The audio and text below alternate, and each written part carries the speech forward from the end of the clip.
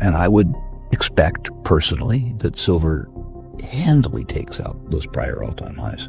This gold bull market is following an extremely predictable pattern. It's happened 3 times before, and there's opportunity for our attendees to understand where the gold market's going to go and stay ahead of the curve, which is very, very attractive. At some point in time, you and I have talked about this before. When everyone runs from an asset, Rick Rule leans in. In today's explosive episode, he reveals why the most hated investments may soon become the most profitable. From gold's next big move to silver's breakout moment and the hidden truth behind rare earth stocks, Rick breaks it all down. The markets are shifting. Are you ready to see what others are missing? Stay locked in, because what you're about to hear could change everything. Well, that was well phrased. When people ask me when the gold price is going to move, as you know, I say the year 2000. It's up 9% compounded annually for 25 years. Pretty good record. And they like more dramatic moves, which they've begun to enjoy. My thesis is very simple. My thesis is that the gold price moves relative to people's faith or lack of faith in the maintenance of their purchasing power in fiat currencies, primarily the US dollar. I believe that as a consequence of our debt, our deficits, and the unsustainability of our entitlement program, arithmetic unsustainability, that the US dollar will lose 75% of its purchasing power over 10 years, just like the decade of the 70s. I suspect that the gold price will more or less mirror the deterioration in the purchasing power of the US dollar. Arithmetically, if you believe that there's a causal relationship, if the US dollar declined by 75%, it suggests that the gold price could move up 4-fold. Will it be 3-fold? Maybe. Will it be 5-fold? Maybe. What isn't in dispute to me is that absent a real sovereign default, the US dollar has to lose 75% of its purchasing power to make the on and off balance sheet obligations of the U.S. government serviceable. I suspect that the deterioration of the dollar relative to other currencies will begin to subside. Mm-hmm. I think that people have been selling the dollar reflexively because they don't like our president. I don't like our president either, but I haven't been selling my dollars relative to other currencies. I think that in a relative sense, which is to say relative to other currencies, the U.S. dollar will do okay over 10 years. I think U.S. hegemony will decline. Doug Casey described the dollar once relative to other currencies as the prettiest mare at the slaughterhouse. And so I would suspect over 10 years, relative to the Canadian dollar, relative to the euro, relative to the renminbi, the dollar will do okay. But in an absolute sense, what you buy with $1,000 today will cost you $4,000 10 years from now. In an absolute sense, it'll do poorly. In an absolute sense, your audience is going to hate me for this, but the Canadian dollar will do a little worse. Wait, don't scroll, because this is the moment it all changes. Rick's about to drop the truth most experts are too scared to say out loud. The assets everyone laughs at, Rick's quietly loading up. The dollar, he sees cracks forming fast. And what he predicts next will shake your beliefs to the core. And if you're still on the fence about silver, just wait till he exposes what's really happening behind the scenes. You've seen the headlines, but you haven't heard this. Buckle up. The next 60 seconds will hit harder than the last 10 years of financial news. It wouldn't surprise me to see silver take 2 years to break out relative to gold. It also wouldn't surprise me to see it happen this fall. All I know is that silver doesn't move until a generalist investor comes to the precious metal space. The generalist investor comes to this precious metal space because of the momentum established by gold. When that happens, I don't even know why. I suspect it's because of the lower unit cost to buy silver. But when it happens, it's truly, truly, truly dramatic. I've seen it happen 3 times before in my life. And Charlotte, it's been pleasant. If I have to wait 2 years for that circumstance, I've been on Earth for 72 years. I'm okay with 2 years. But those moves are really, really, really dramatic.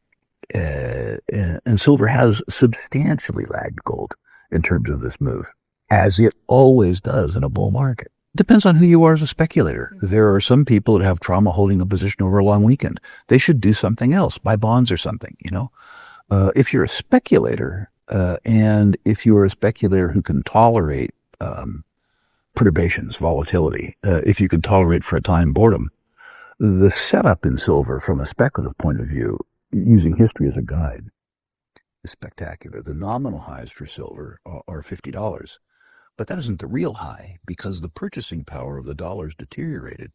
If you did constant dollars, the previous high is probably $80 or $85 an ounce. And I would expect personally that silver handily takes out those prior all-time highs. Got a little bit of the Sprott Physical Platinum and Palladium Trust simply because those metals were priced below the total cost of production. And I bought a reasonable amount of a small exploration company called Bravo, which has made what I consider to be a fairly major platinum and palladium discovery in Brazil, one that looks much more attractive at today's prices than it did a year ago. When I looked at investment options to express my preference for platinum and palladium, life got very difficult. Sibanye-Stillwater is the obvious choice, but there are political impediments to Sibanye-Stillwater in South Africa and the ongoing economic reconciliation in South Africa. The best platinum and palladium company in the world by a country mile is Nornickel, the old Norilsk in Russia. But for various reasons, that's a rough place to invest. And so I haven't been able to express that preference, although I do own some suspended shares in that company from the old days. So in terms of being able to express the work I did, I was able to take a reasonable position in the Sprott Physical Platinum and Palladium Trust in the physical metal. And I was able to buy an immodest, which is to say a generous position in Bravo Mining. Okay. I've told you frequently that I love hate, that I don't need psychological affirmation. What I prefer is to find something that isn't widely followed, that I like, that I understand, and buying it. And a lot of people now are not saying what's hot. They're saying what's hated. Where's the next opportunity? Where's the contrarian opportunity? Where's the unloved commodity that has a big deposit that's cheap? Yes, it could go down, but it could go up. Those are good questions. There's a few things that are hated. Oil and gas is still hated. It's treated me beautifully for 5 decades. Some years good, some years bad. The last year bad. But it's a wonderful, wonderful, wonderful business. And these businesses, the public businesses, the better ones, are selling at half what they're worth. Will they recognize it in 2025 or 2026? I don't know. I don't have any idea. But I do know that if I buy them now and I hold them for 5 years, I'm going to have a really, really, really good 5 years. If you want a gamier suggestion, I really like the high-quality rare earth space. Nobody understands it. Nobody cares. There are probably 50 pretenders in the rare earths, but there are, 2 or 3 speculations that while you could easily lose 30% of your money, you could also easily enjoy 20 baggers. And I sort of like that. I'm impressed with the moves that we've seen in the gold bull market. Gold bull markets follow a predictable pattern. The gold goes first, the best of the best goes next. We're in that third inning, if you will. You've seen the Francos, the Wheatons, the Agnicos double in 18 months. What happens after this is that momentum attracts people to the whole sector, and you have valuation arbitrages. The best of the rest gets cheap compared to the best of the best, and either value arbitrageurs like me move down the quality trail, or the best of the best take over the best of the rest. And then it proceeds on down the trail. This gold bull market is following an extremely predictable pattern. It's happened 3 times before. And there's opportunity for our attendees to understand where the gold market's going to go and stay ahead of the curve, which is very, very attractive. At some point in time, you and I have talked about this before, when generalist investor capital gets attracted to the precious metal space because of the momentum in gold, silver starts to move. Silver begins to outperform gold. I don't know when it's going to happen. And I think I told you this before. When it happens, you won't need Rick Rule to tell you it's happening. It'll be really, really, really dramatic. At some point in time, the high-quality, small silver stocks, more likely than not, are going to rip.